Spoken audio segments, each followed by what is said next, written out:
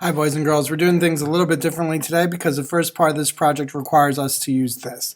So we're going to go take pictures of empty spaces, which an example should be shooting up on your screen in a second now, and also some inanimate objects, preferably small ones and preferably generic ones, not like your favorite Spider-Man action figure.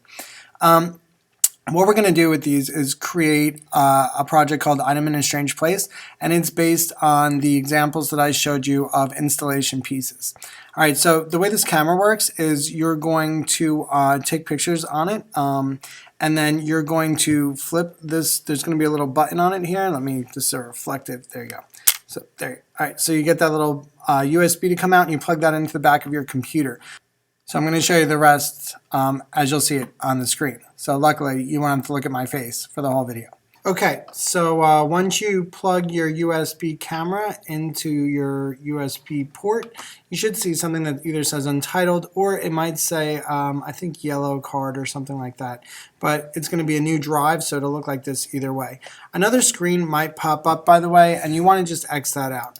Untitled is the one that we want.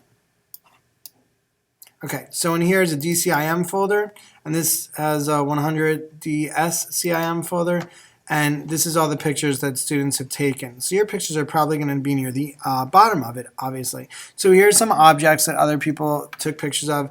You obviously want to take pictures of your own objects to use. So once you have them, you can just drag them out onto your desktop. My pictures aren't actually on this camera because I use them on my phone, so I'm done with that part. By the way, it's really important to mention that if your camera is not turned on when it's plugged into your port, this won't come up and neither will this, so you won't be able to move forward. So the next step is to go into Photoshop, File New, and the usual measurements. Installation Project 1, and my name is Mr. C, and I'm in grade 99, and I'm going to need this to be inches, and then this is going to be the normal measurements, 11, 8.5, and 150 for the resolution. Press OK.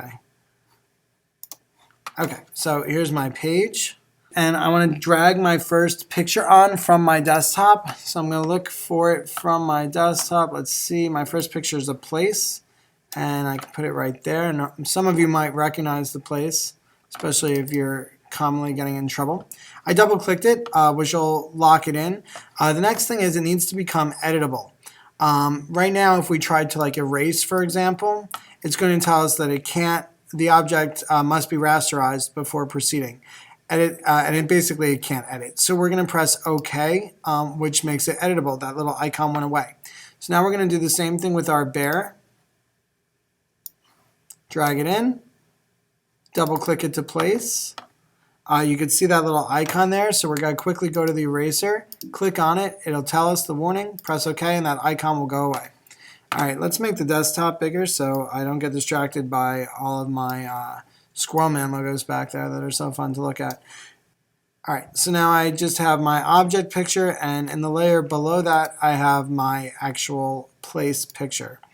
So what I'm going to do with my object is I'm going to start erasing. At first, I need a nice big eraser, so I'm going to make it really big. And I'm going to put the hardness all the way up at first in my options area. Alright, so here I have my first layer, which is my object, and underneath that, if I shut that off temporarily, you can see that I have the principal's office, and if I shut that off, I have a blank piece of background paper. I'm going to click on just my bear for now so that when I erase, I can make sure to see what I'm getting rid of. If I had my background showing at the same time, I might leave stuff like this little scrap here and not realize that I'm leaving it. Which is why I have it on the white background first, so I can make sure to get rid of it. Notice, by the way, that this layer is highlighted so that I can't erase any other layers. I can only erase the layer with the object on it or the bear. If you want to know how to make your eraser this big, you just go over to your options area here. I have mine very big, and I have it at a high hardness. For this part, I want to get away as much of this as possible because it's going to make the rest of my job much easier. All right, so that's pretty good. Now at this point I want to make my eraser smaller, and this is a choice thing. A lot of people who have done similar projects prefer to have the eraser very soft. I like to have mine very hard. Here's the difference. I just made a hard eraser, and you can see that practically cuts things away. But if we make our hardness low, like I'm going to say like about 50%, you can see that it makes a much softer line. And if I made it 0, whoops, I just changed my size, not my hardness. If I make it like 0, you can see that it makes an even softer line. Okay, so some people like to get really close with the soft eraser and give it a soft edge. I personally like to erase it with an exact focused line. So I'm going to do it like that very, very carefully. If I need to get in there to like really see what I'm doing, I'm going to use my magnifying glass. But if it shows a minus, I'm going to hold Alt to get it back to plus. All right, and this will allow me to get really close to all these little spaces here. Now, if at any time I need to get my eraser to be smaller to fit in these little crevices, you know I could just do that right up here by lowering my number on that toggle. All right, but here we go. All right, so there's no reason for you to watch me erase the whole object, so I'm going to fast forward this for you guys. Okay, so here you can see that I pretty much finished my bear.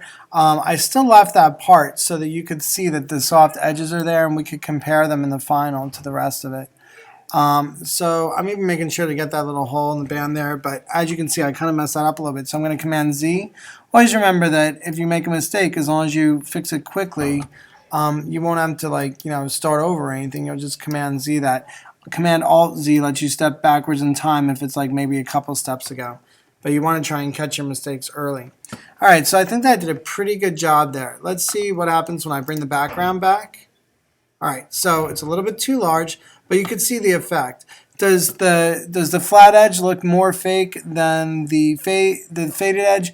I'm not really sure. I think that that's a matter of like your own tastes. In a way, the faded edge might look better. It looks like it kind of works. So now I'm gonna start placing. Now, probably I would have been smarter to move this chair, but at first I thought it might be fun if I tried to make the bear sit in the chair. But I no longer feel that way. I feel like I'm not going to do that. I'm going to try and put the giant bear on the floor. So now that this table is in the way, I'm going to have to erase this part of the bear.